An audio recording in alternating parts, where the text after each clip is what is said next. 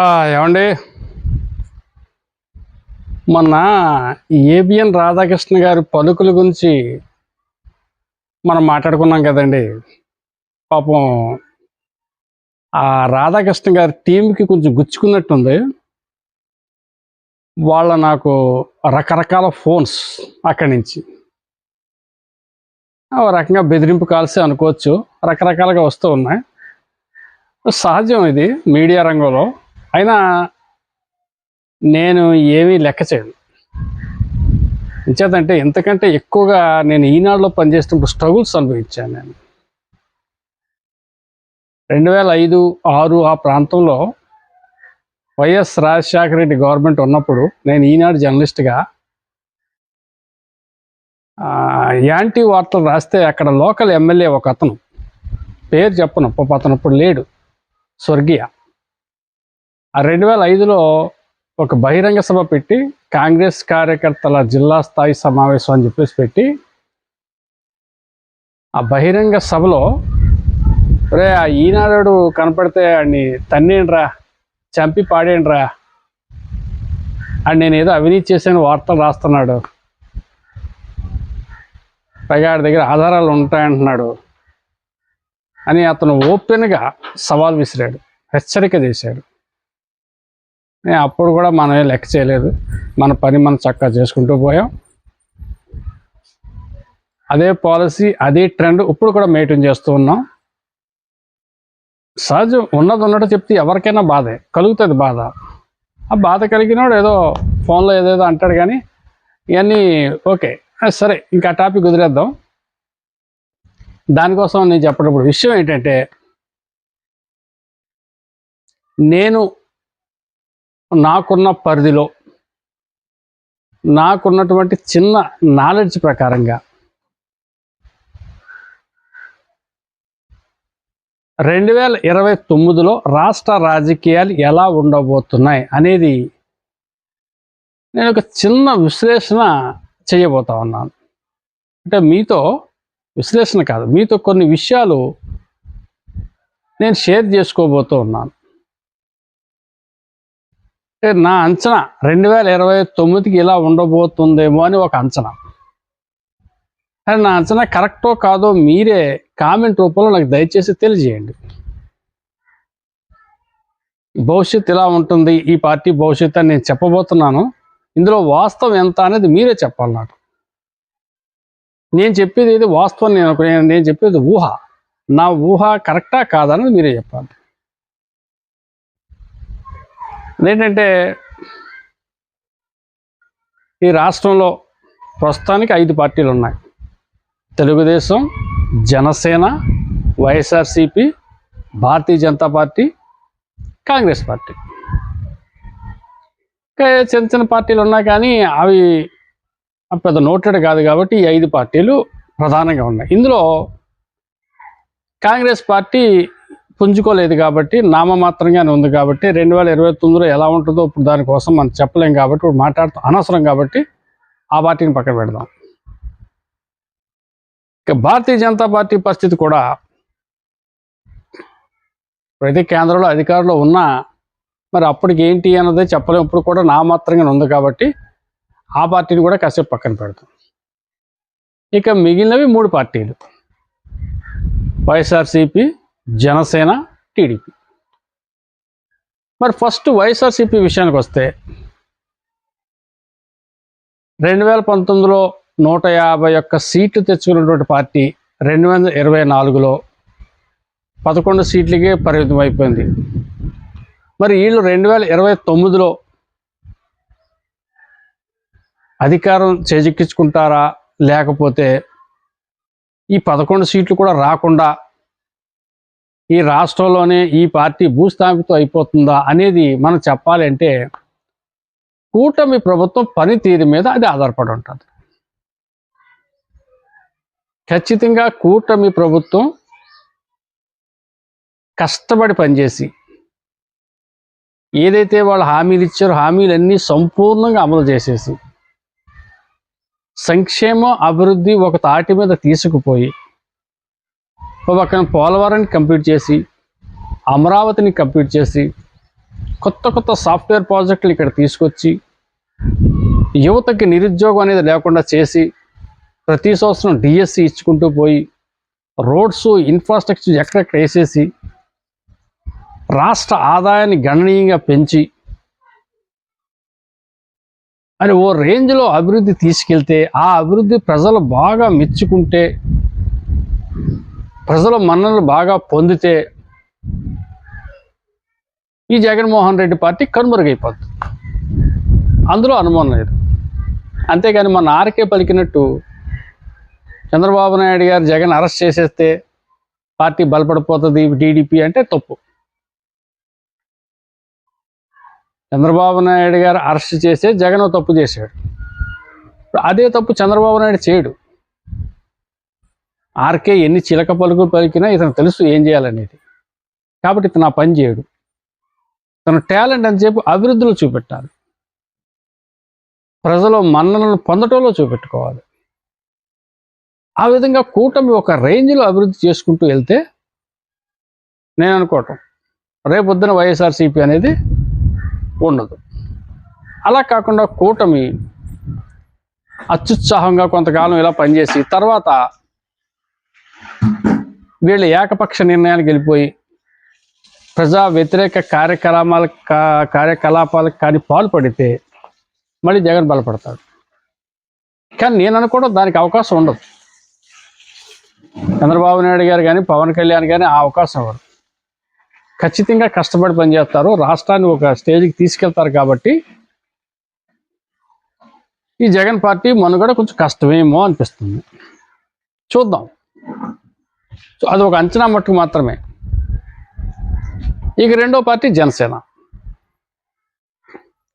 జనసేన ఏంటంటే ఈరోజు జనసేన కోసం చెప్పుకోవాలంటే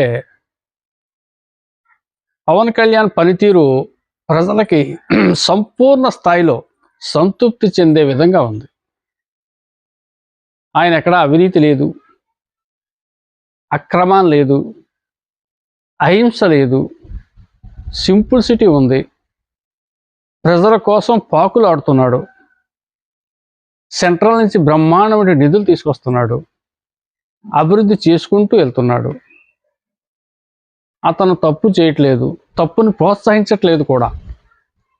ఏదైనా జనసేన మంత్రులు కానీ ఎమ్మెల్యే కానీ ఎవరైనా పొరపాటు చేస్తే వెంటనే రియాక్ట్ అవుతున్నాడు, వాళ్ళని దండిస్తున్నాడు, శిక్షిస్తున్నాడు.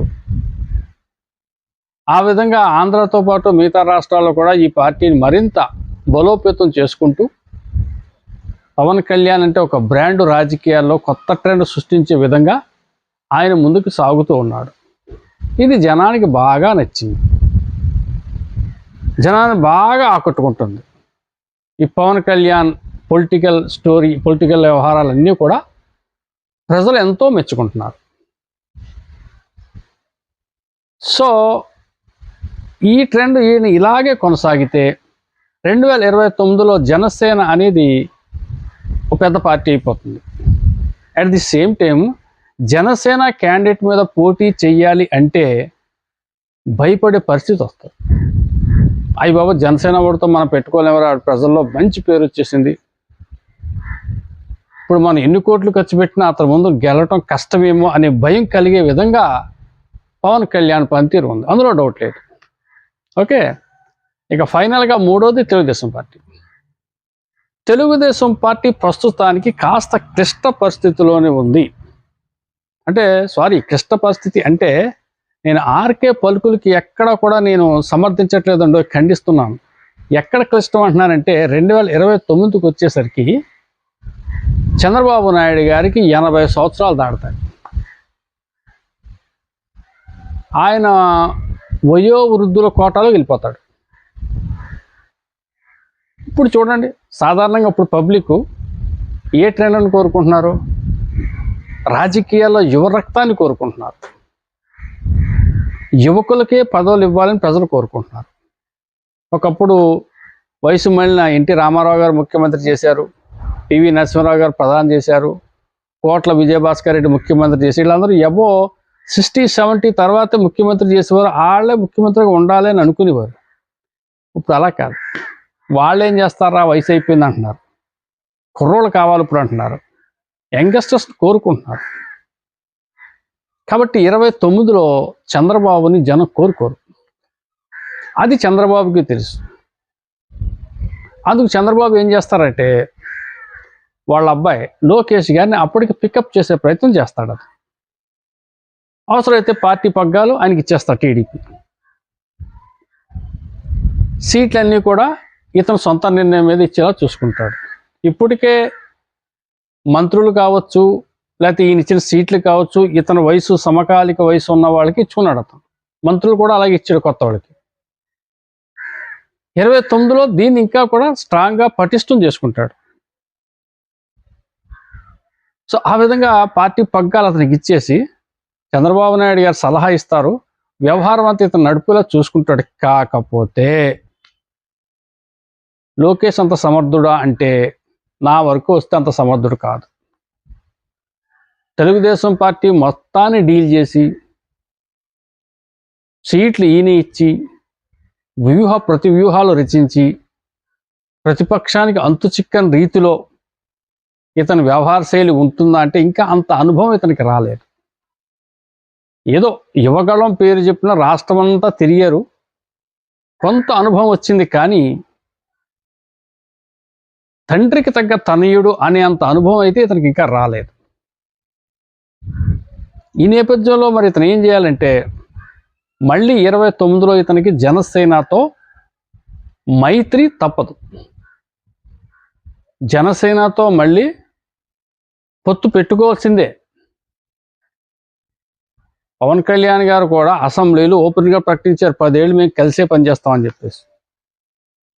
29లో పవన్ కళ్యాణ్ నారా లోకేష్ గారు మరి ఆయన పార్టీకి పెద్ద దుక్కు ఆయన అవుతాడు. ఆయన ఎవరో చంద్రబాబు నాయుడు గారు వయసు మళ్ళీ ఇచ్చా అతని మీద అన్ని బాధ్యతలు పెట్టినా కానీ అతను ఒక్కడే ట్యాకిల్ చేయలేడు, డీల్ చేయలేడు. అప్పటికి జనసేన ఓ రేంజ్ ఉంటుంది, ఓ ప్రభంజనంగా మారిపోతుంది. కాబట్టి జనసేనతో ఇతను టైఅప్ పెట్టుకుని వెళ్తే ఇప్పుడు ఇలాగే అభివృద్ధి ఇలా చేసుకుంటూ వీళ్ళిద్దరూ కూడా టీడీపీ, జనసేన, భారతీయ జనతా పార్టీ ఏదైతే ఉందో చక్కగా సెంట్రల్ నుంచి నిధులు పవన్ కళ్యాణ్ గారు చేస్తున్నారు, రాష్ట్ర వ్యవహారాలు ఇతను చూసుకుంటున్నారు చంద్రబాబు నాయుడు గారు, ఇంకా కొన్ని చిన్న చిన్న విషయాలు ఇతను చూసుకుంటున్నాడు లోకేష్ గారు. ఈ విధంగా పవన్ కళ్యాణ్ గారు వీళ్ళందరూ ముగ్గురు కలిసి చక్కగా పనిచేసుకుంటూ వెళ్ళిపోతున్న నేపథ్యంలో 29లో కూడా ఇదే సెటప్ ఇలాగే ఉంటే ఎలక్షన్ కూడా ఈ విధంగానే వెళ్తే డెఫినెట్గా సక్సెస్ అవుతాడు టీడీపీ. అప్పుడు ముఖ్యమంత్రి మరి పవన్ కళ్యాణ్ చేస్తారా, లేకపోతే లోకేష్ గారిని చేస్తారా, లేకపోతే జెంటిల్మెన్ ఒప్పందం ఏంటనేది అప్పుడు నిర్ణయం. ఇప్పుడు మనం ఏం చెప్పలేం. కానీ ఈ మైత్రి బంధం అనేది 2029లో టీడీపీకి చాలా అవసరం. ఫైనల్గా చెప్పేది అది.